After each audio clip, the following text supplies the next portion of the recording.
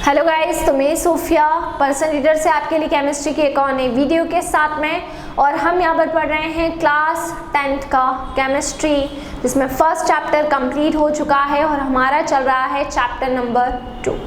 सो chapter number 2 में जो हमारा अगला टॉपिक है वो है test for carbon dioxide. Question ये आता है कि कार्बन डाइऑक्साइड कैसे आया और इस कार्बन डाइऑक्साइड की टेस्ट हम किस तरह से लगाते हैं। सो कार्बन डाइऑक्साइड हमने 3 केमिकल प्रॉपर्टी पढ़ रखी है एसिड्स की। फर्स्ट थी रिएक्शन विथ मेटल, जिसमें सॉल्ट बनता है और हाइड्रोजन गैस बाहर निकलती है, और हाइड्रोजन गैस का जो टेस्ट होता है वो मैं आपको ऑलरेडी प्रीवियस वीडियो में बता चुकी हूँ।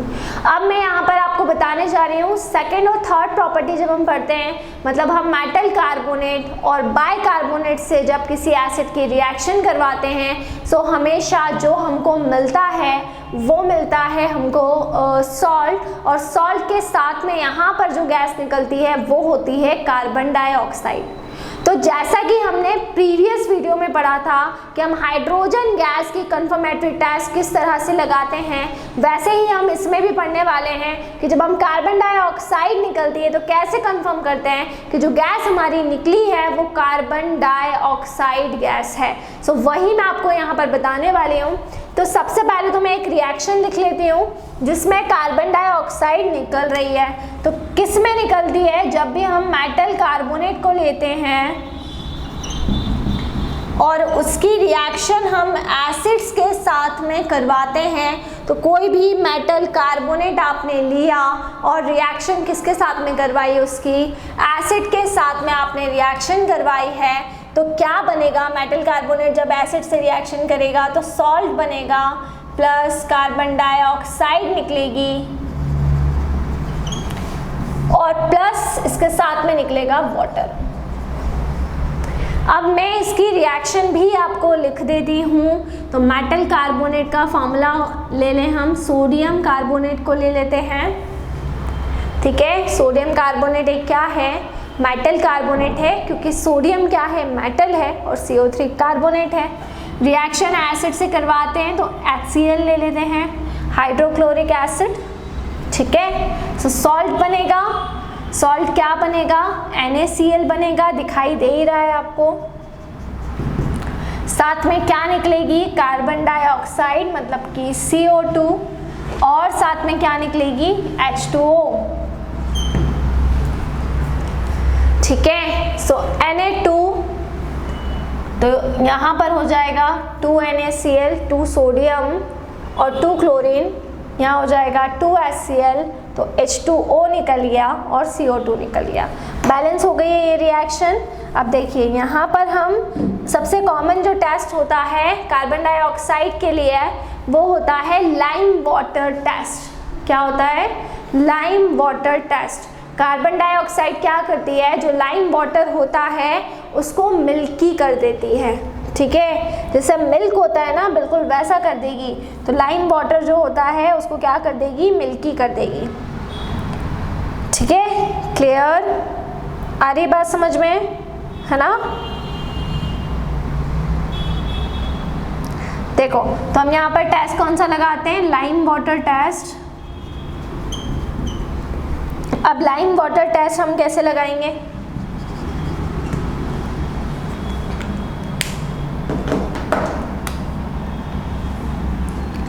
The gas evolved in the reaction between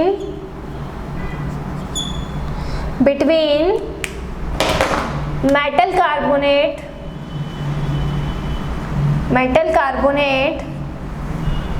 with acids and metal bicarbonate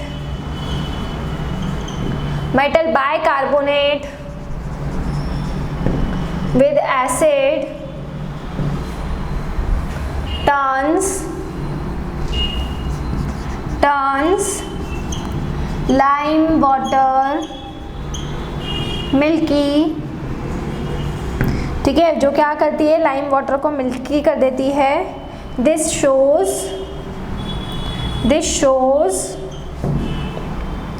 that gas is carbon dioxide gas. That gas is carbon dioxide gas. ठीक है, क्लियर है ना।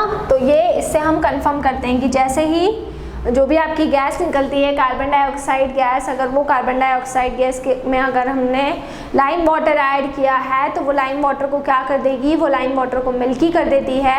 और जैसे ही लाइम वाटर हमारा मिल्की होता है तो उससे कंफर्मेशन हो जाता है कि जो भी गैस है हमारी, वो गैस कौन सी है, वो गैस है कार्बन डाइऑक्साइड गैस। ठीक है, लेकिन अगर मान लो कि एक्सिस में ले लें अगर हम, है ना, but when axis of CO2 is passed through, जब एक्सिस ऑफ CO2 को लेते हैं और उसको पास कराते हैं, किससे पास कराते हैं, लाइम वाटर से पास कराते हैं,